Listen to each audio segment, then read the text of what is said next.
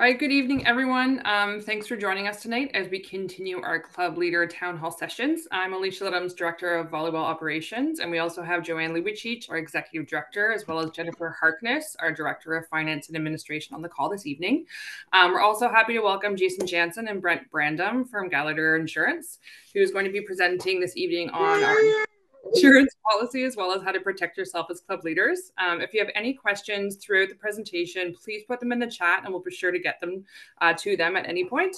We're also going to turn the questions into an FAQ and publish those on the Club Resources webpage after today. Obviously, we're also recording the session, which will be published on the OVA website on the Club Resources page and emailed out to all club leaders because there is a lot of important information this evening. So if you can just ensure that you remain muted throughout the duration of the session, that would be appreciated. We do have a lot of people on the call this evening. Without further ado, actually, I'll just turn it over to Jason and Brent to introduce themselves and begin their presentation. Thank you, Alicia. Good evening, everybody. It's a pleasure to join this evening. So my name is Jason Jansen. And I'm one of the vice presidents on the account for Ontario Volleyball, and we're also joined by Brent Brandom, as Alicia mentioned, who's the senior vice president on the account for Ontario Volleyball. And we're thrilled to be here tonight and thrilled to be able to work with Ontario Volleyball and their risk management resources and strategies and insurance coverage for several years. And we're thrilled to be here tonight to kind of talk about something that probably doesn't get talked about enough, or sometimes gets talked about too much. So I'd like to do some education, some topics that might be familiar, others that aren't. So Brent and I will kind of go back and forth at certain times, but what we're going to do is just an overview of everything that's currently in place, and then also look at some perhaps opportunities for further coverage, specifically for the member clubs, just to be able to provide some further protection. And so there's a few slides that we have here, as I mentioned. So Brent and myself are online tonight. Kara unfortunately couldn't make it, but she sends her regrets. But she's definitely part of the team that makes sure that we service OVA on an ongoing basis. And then just at the bottom, for those of you who may not be aware, the insurance carrier for Ontario Volleyball. Well, we're the brokerage itself as Gallagher. The insurance carrier is Game Day Insurance. / Access Underwriting. So some of the branding that you might see in the past or today or in the future.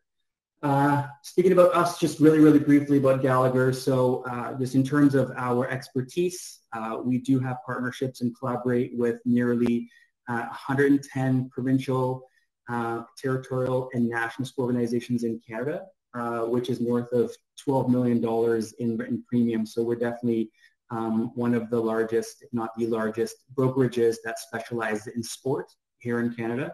And we have a team that's dedicated to sport alone at Gallagher of 12. So we definitely have countless resources and members that are experts in this particular space.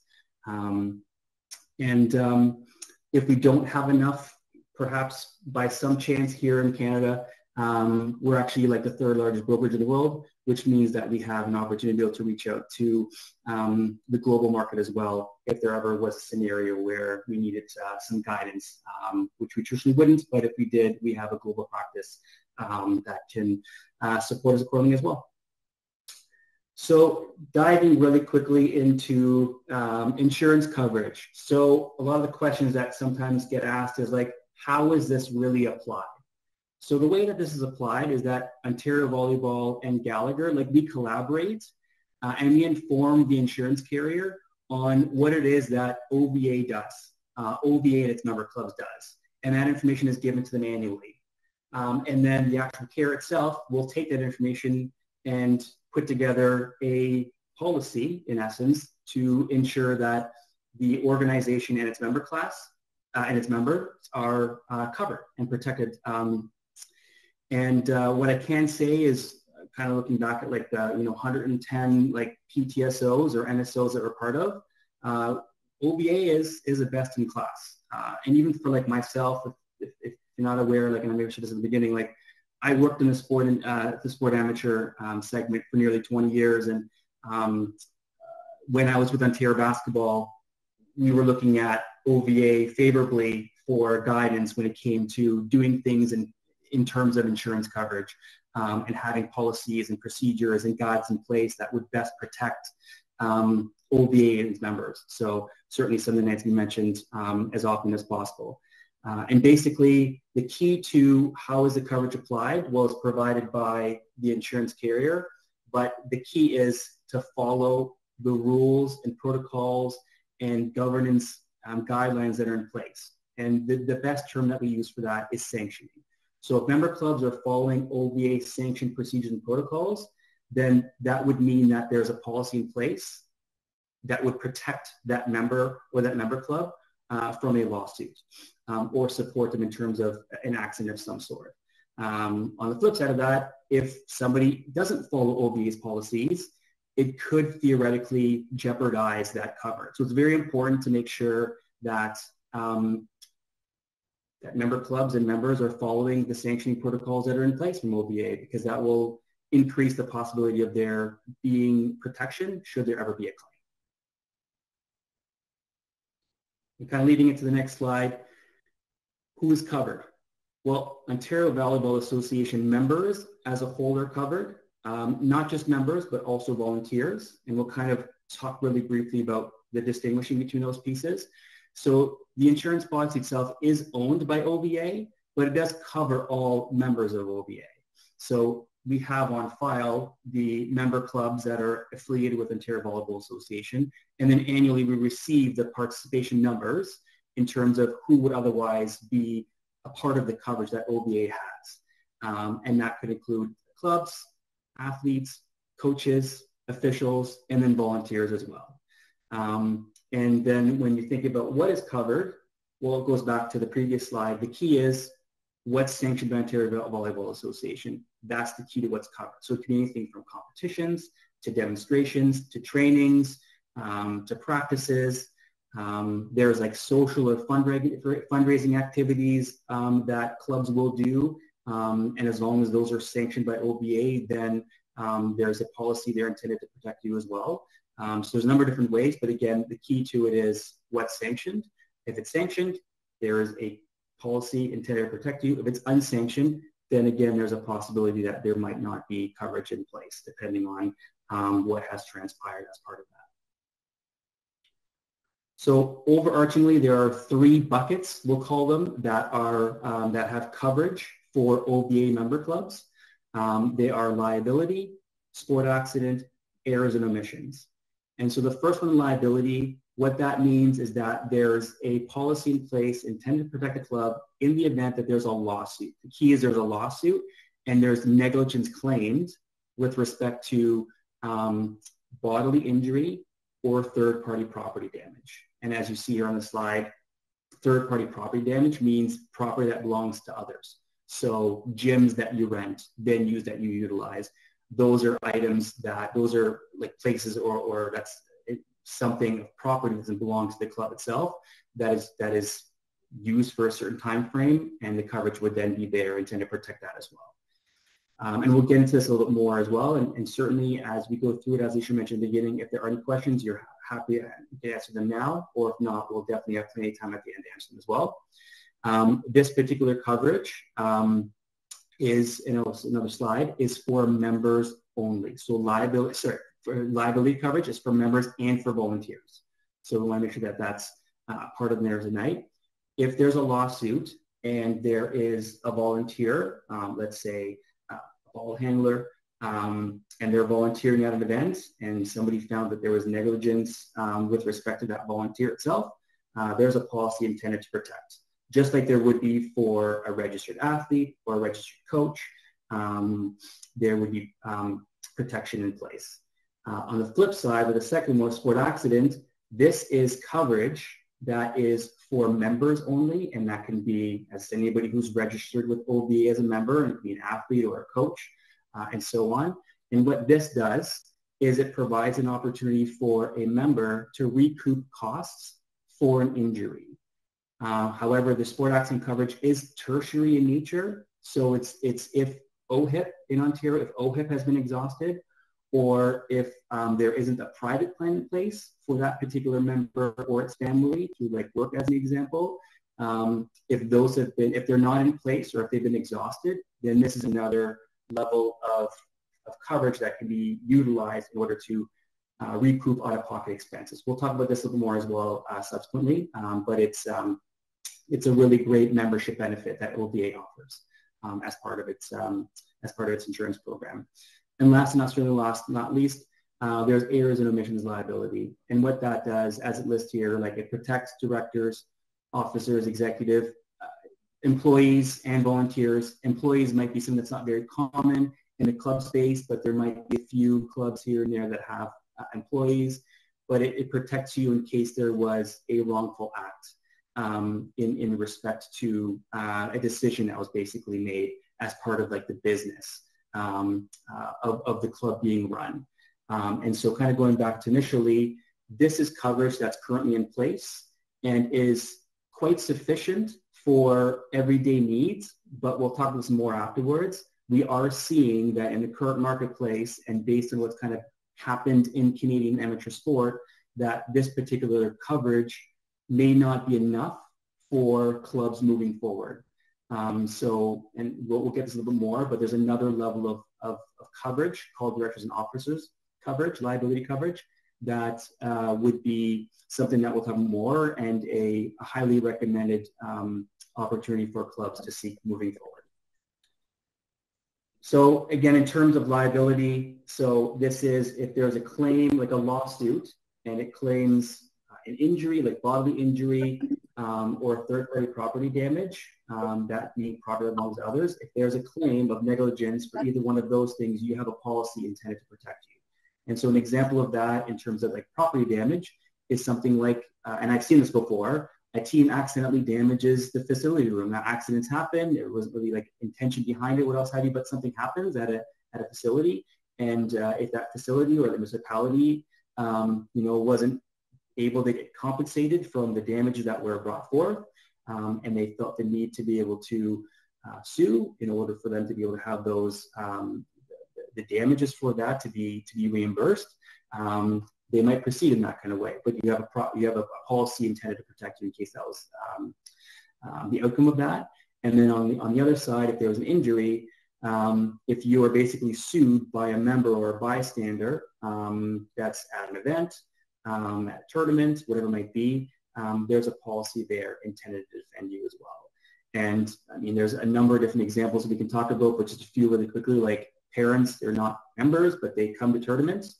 If they fall at the end of the year event and they decide that they're going to sue you for negligence, then you have a policy that's intended to protect you should that be the case. And something more common perhaps, like if an athlete were to sustain like an injury when they collided against another with one of their teammates, or if they collided against an opponent at a practice or a competition it might be, then there's also a policy that's in place that's intended to protect you, athlete, or whoever else, if there was a claim of negligence. So again, liability is in terms of lawsuits, and there has to be negligence that has to be, in essence, like proven in order for that to move forward. Moving over to sport accidents. So again, sport accidents coverage that is for players, coaches, anybody who's a member. This does not extend for volunteers.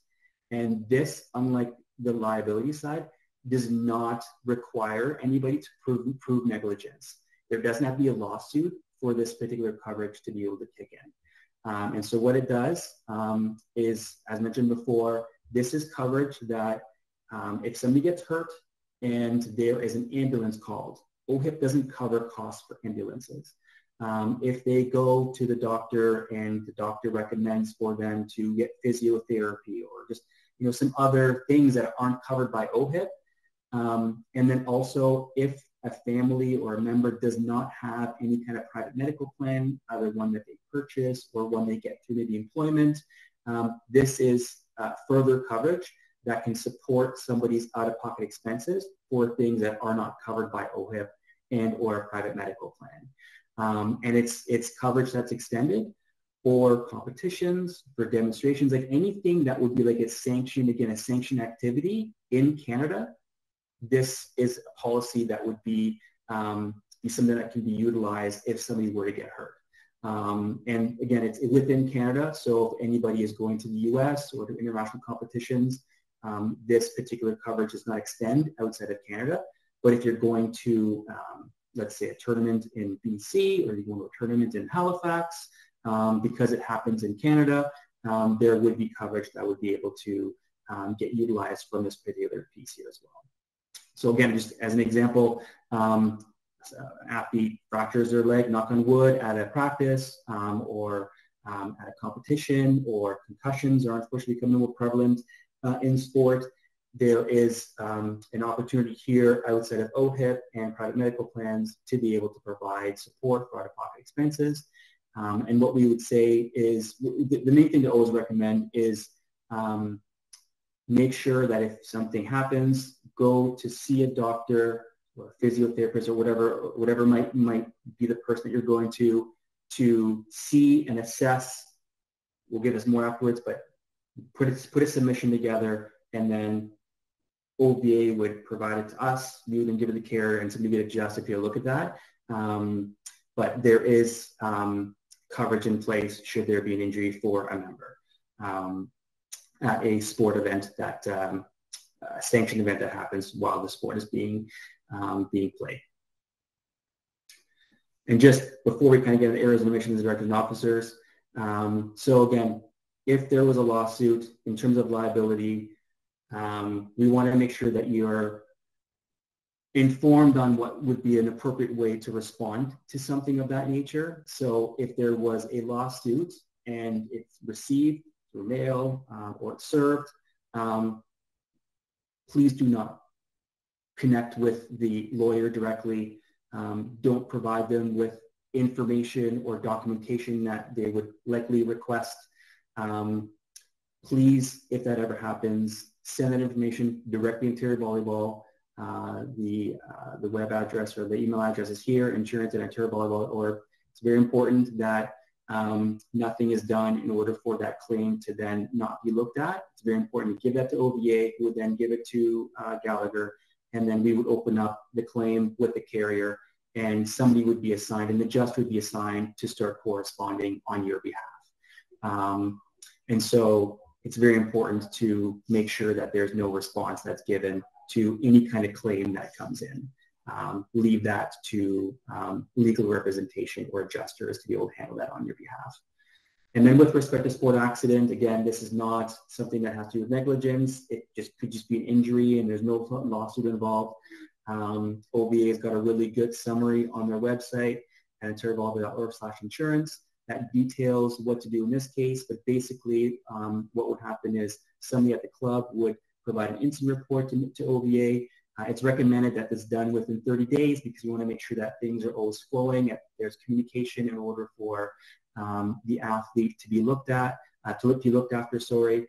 And then we would then also provide through OVA an accident claim form, which would then summarize, in addition to the incident report, what happened with the injured member. That information would then get would be provided to Gallagher.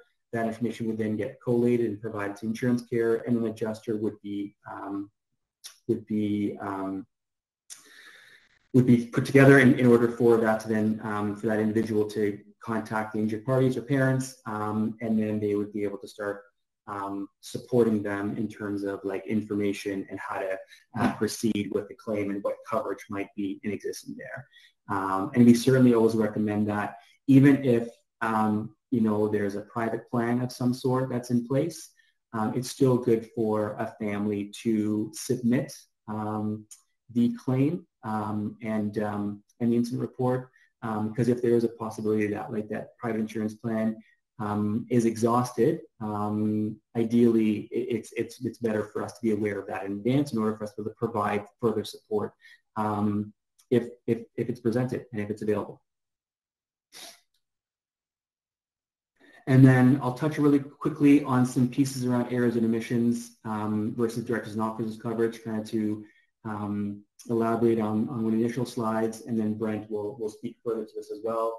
But in essence, what currently is in place for OVA club members is errors and omissions coverage. That is currently on the policy, and that's protection that's in place. So there's a policy intended to protect should there be a wrongful act of some sort that would be determined by somebody with respect to operations or conduct of the club's business. The key here is that it provides a certain level of coverage, and even kind of taking a step back. So this coverage is very common. It's in place for sport organizations, and it protects you to a certain extent. However, there are further lines of coverage or within directors and officers coverage that would protect clubs even more. And Brent will definitely detail that in a subsequent slide. But basically what the errors and omissions does, it provides coverage should there be some kind of decision that's made at a board level, and somebody says, well, you didn't follow your policies or your bylaws, and somebody would then be named. The club itself would have protection, but there are still certain limitations. And so one of the upsides to working with Ontario Volleyball and collaborating is we get to continually audit and evaluate what's happening outside of Ontario Volleyball and the sports sector, and then make determinations and perhaps assessments or recommendations of things that could be done in order for the OVA and its member clubs to be further protected. And that's where we're looking at providing some recommendations in terms of directors and officers coverage. And so in this year is kind of overarching, but basically there's different clauses in place in order for not-for-profit organizations to be further protected. And one of the key pieces here is, and if you're not aware, if you're a director or an officer as part of an organization, somebody could sue an individual, not just the club itself, but they could name an individual. So for example, if Jason Jansen was a part of a Niagara-on-the-Lake volleyball club, and Jason Jansen himself was named as part of the actual claim because somebody found that Jason Jansen was the one who was in the wrong of some kind of decision-making process, then Jason Jansen would be named, and the directors and officers coverage would actually protect Jason Jansen's personal assets as well, as opposed to just protecting the club. It would also protect Jason Jansen as well. And that's one of the key pieces that some people may not be aware of in terms of coverage that's out there. But if you're taking, hours out of your day or hours out of your week or your month, and you are looking to volunteer for a local association, but then if something were to happen and there was an error that was made, but it was purely unintentional, but it was something that, caused grief with somebody and there was a claim, it's important for people to know that if they have directors and officer coverage in place, that they would then have a policy that would be intended to protect their personal assets. So one of the key pieces there. And then beyond that, and this may not apply to the majority of you, but there's also further broader coverage as well in place when it comes to employees or people who are contracts as part of an organization. And that's something that Brent will speak to more vividly on this slide and anything beyond that. So Brent, over to you. Thanks, Jason. And hello, everybody. I didn't get a chance to really say hi or introduce myself earlier, but Brent Brandom from Gallagher, the Sports and Entertainment Department, like Jason. And this is really kind of a big part of why we wanted to join this town hall is for a long time within the sports insurance world and the sports risk management world, the viewpoint has been that the errors and omissions is enough for the member clubs of a PSO or an NSO. And I mean, the biggest benefit of it versus a full D&O is it's a lot cheaper because it's included in the general liability. But the coverage was broad enough that it caught a lot of some of the issues that the clubs would face.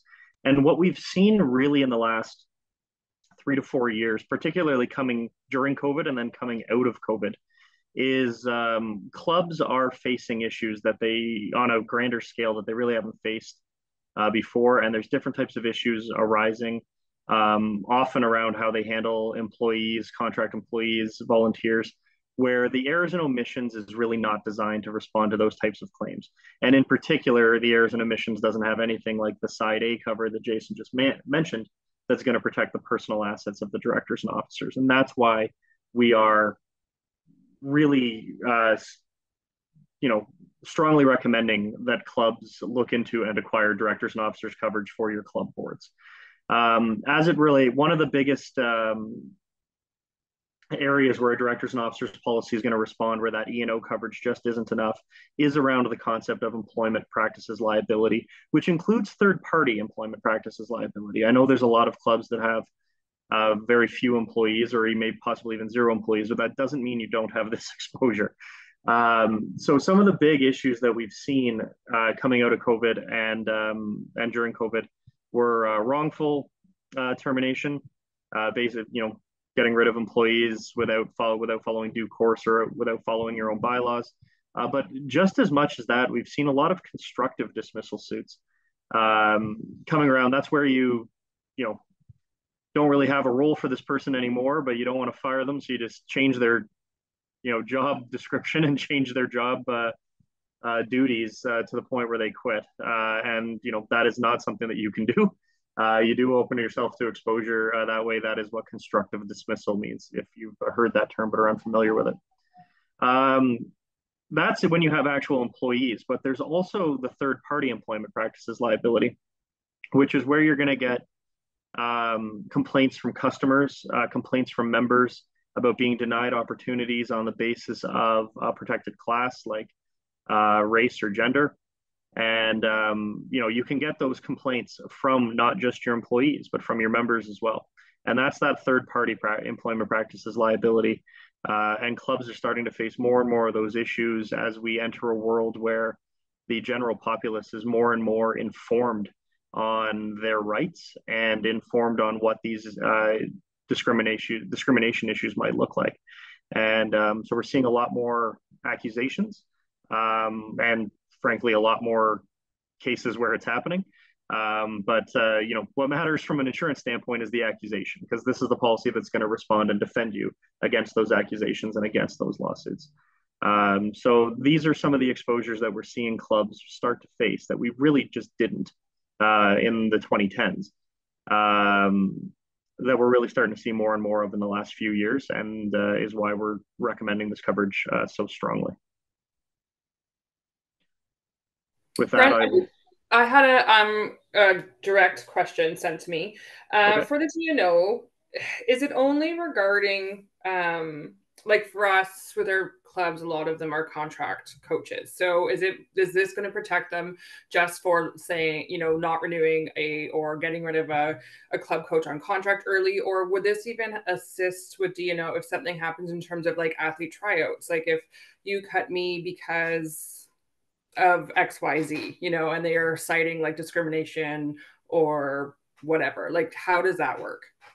So if there is obviously a little bit of overlap between the errors and omissions and the directors and officers. The directors and officers coverage is going to cover the club board, the club directors, officers, or if it's a sole proprietorship, that individual. Whereas getting rid of a coach early, getting rid of an employee or a temporary employee, that's certainly all going to be directors and officers. For complaints against a coach, that's probably going to be more the E&O, where that's the policy that really kind of responds to that. So I know we've got that as the example here on the slide, but that's one of the ones where it would be a little bit of a gray area between these two, between the two coverages, and but probably more the E&O that responds to that. But I mean, the allegation could easily be not just against the coach, but against the club. And if the allegation is against the club, then it's a DNO issue for sure.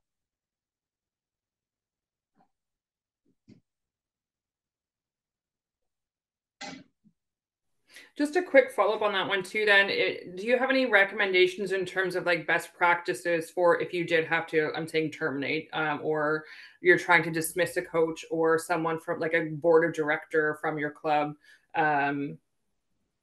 Any tips on how not to get sued? Yes, absolutely. Which we've learned through experience and in talking to one of the benefits of being part of an organization the size of Gallagher is we've got D&O specialists who are real experts in just this line of coverage across all industries because all industries face D&O exposures. Um, Biggest tips on how not to get sued for employment practices. Easily the biggest one is keep a paper trail. So if you ever have to discipline an employee, if you ever have complaints against an employee or a coach, if you ever have like anything like that, document it. It needs to go into a file because if later you decide to take action, you need to be able to justify why you're taking this action. If they come back to you and say wrongful dismissal, and you say, oh, well, we had 7 complaints about this person before we terminated them, you're going to have to prove that you had those complaints. So paper trail is easily the biggest one. Keep that, document it, make sure you have that. Another big one is know what your bylaws say and follow them. We see that a lot where, it's, we basically see a lot where the accusation is you didn't follow your own bylaws, and sure enough, the investigation uncovers that they didn't. This one's always one that's kind of frustrates me personally, if I'm being honest, because you write your own bylaws, so there's not a lot of excuse for not following them. So know what your bylaws say, follow them. If you don't like them, you can talk about changing them. But while they're there, make sure you know what they are and make sure that you're abiding by them. Those are kind of there's other lesser ones. Those would certainly be the 2 biggest tips that we have on how to not get sued on this for these types of things. The other one, I guess the other big one from going from recent news stories is probably don't start a secret slush fund with which to make under the table payments to third parties. You do have to be, as a nonprofit, you do have an obligation to be transparent in how you're using the money that you get from. That's not employment practices, obviously, but that would be a directors and officers issue. Is like misappropriation of club funds. You do have to do what you tell your members what you're going to do with the membership dues. You have to abide by that. You can't have a secret slush fund to settle uninsured claims. Having a noted fund for uninsured claims is not that bad idea. It's the secrecy part that's the big problem. And how long would you recommend that clubs keep the paper trail on file? The longer the better. The most common advice we get from that, although it seems to vary from lawyer to lawyer, Jason and I are not lawyers. Let's be very clear about that. The most common kind of recommendation we hear is 7 years, but in a digital age, keep them as long as you can.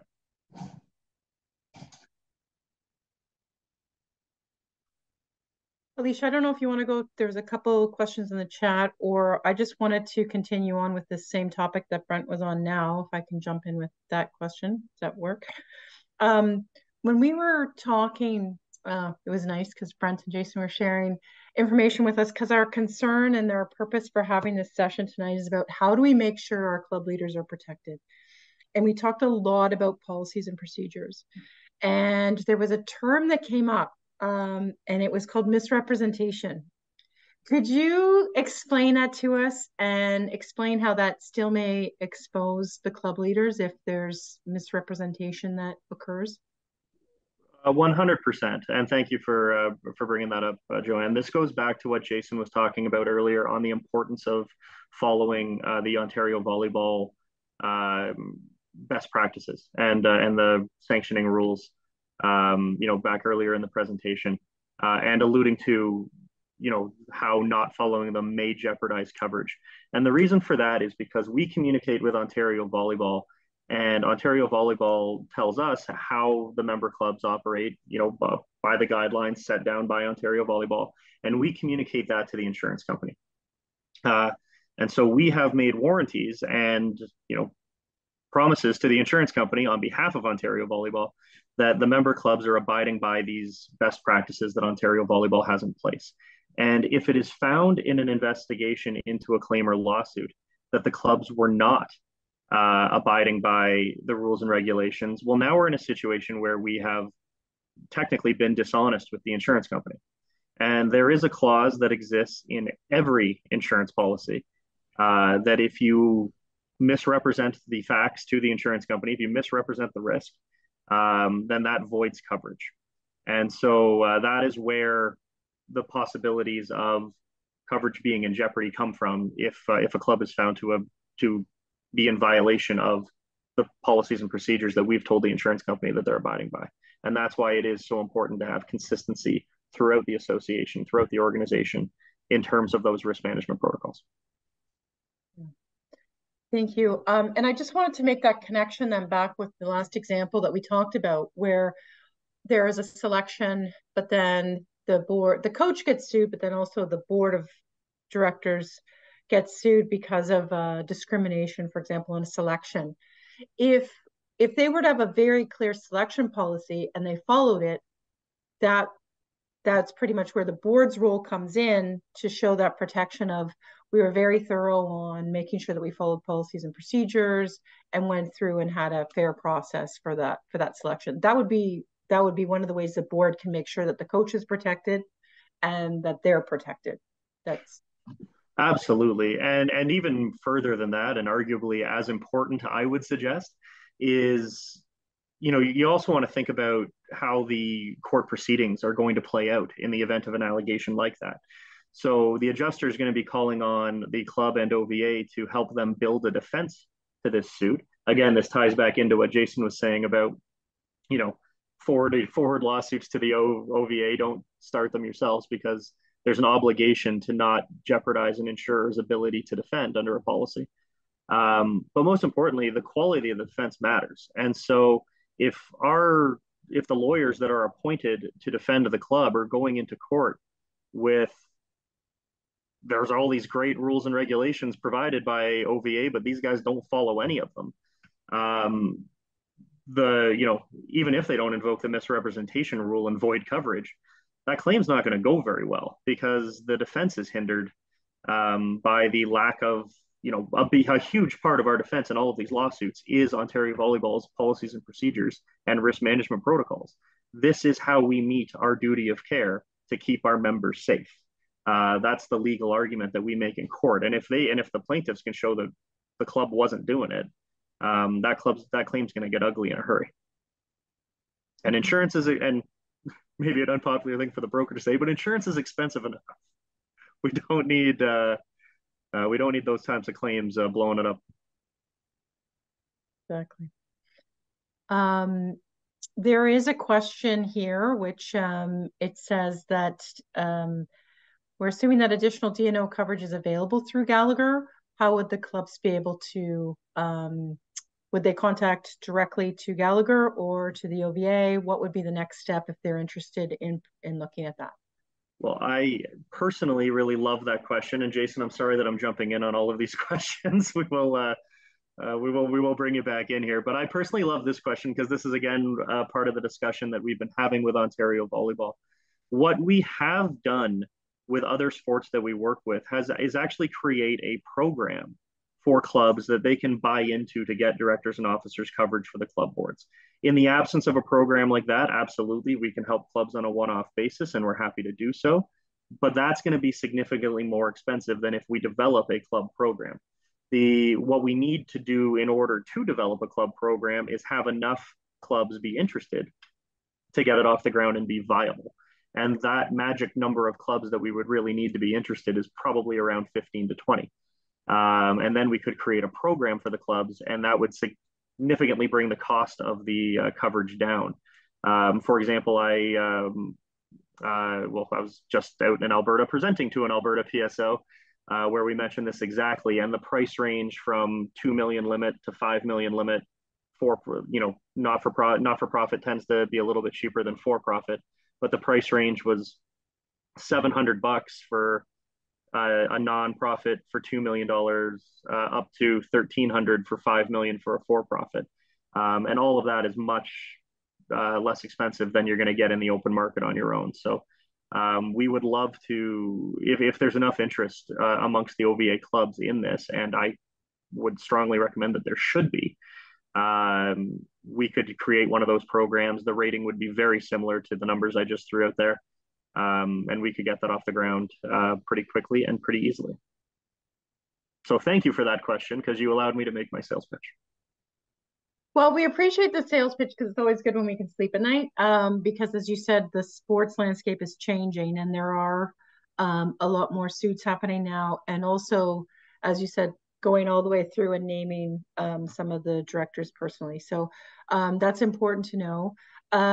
There was also one earlier that Alicia, you want me to go to that one?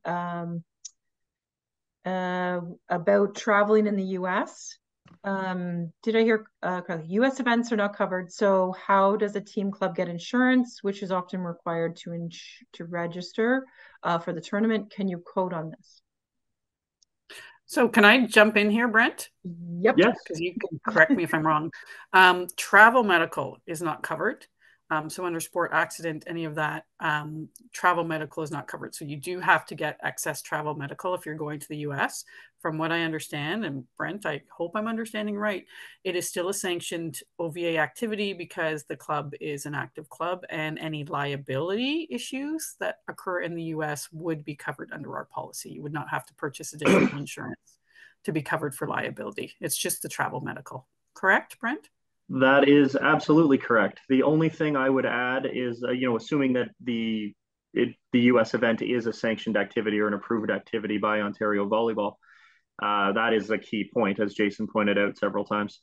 So the liability will respond. The sport accident cover will respond to an injury that was sustained in the U.S., but it only is going to reimburse for expenses incurred in Canada.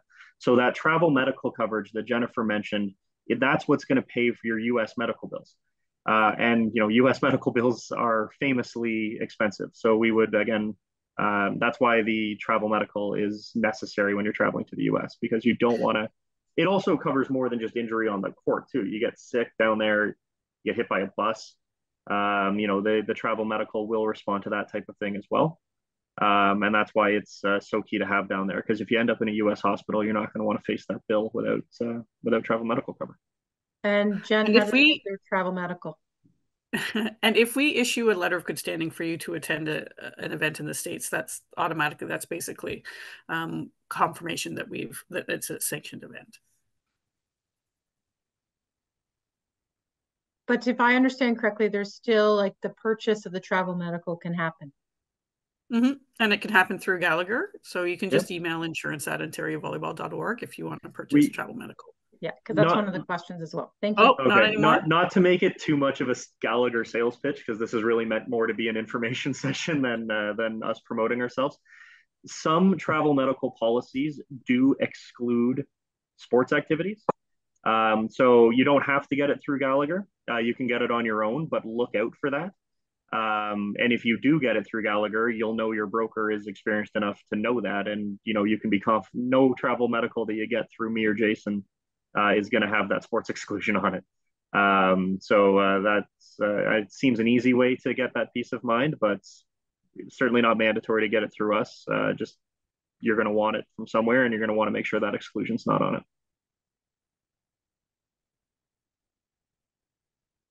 So Sean's asking for the email again. Sean, you've got Jason and Tara's email right there on the screen.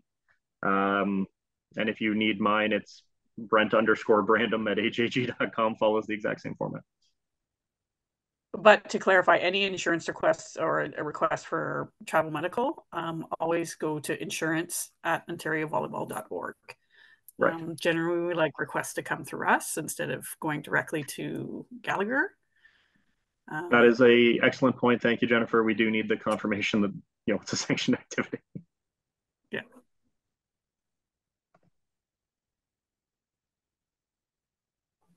All right, those were all the questions we had in the chat box. I think that is everything. Jen, Joanne, is there anything else that you wanted to cover off while we're here? No? Okay. I think there's just a general, let's just say it. Brent and Jason, thank you for always answering our questions. If there's ever any confusion with insurance, just send the question in, insurance@ontariovolleyball.org. I mean, Our team will reach out to Brent and Jason, and we will find the answer. And it's always good to clarify because it is just confusing. It is. Even we get confused, and I've been doing it for 10 years. So we can't send the dream up question all in. the If I can't scenarios. answer it, then I'll check with these guys. Yeah, we really can't dream up every scenario that happens. Thank goodness, because I don't know how you guys deal with all of the issues that you do come up with. So thank you very much for your time. The only thing I would say is I'm like, thank you. I think it's always nice to know the options.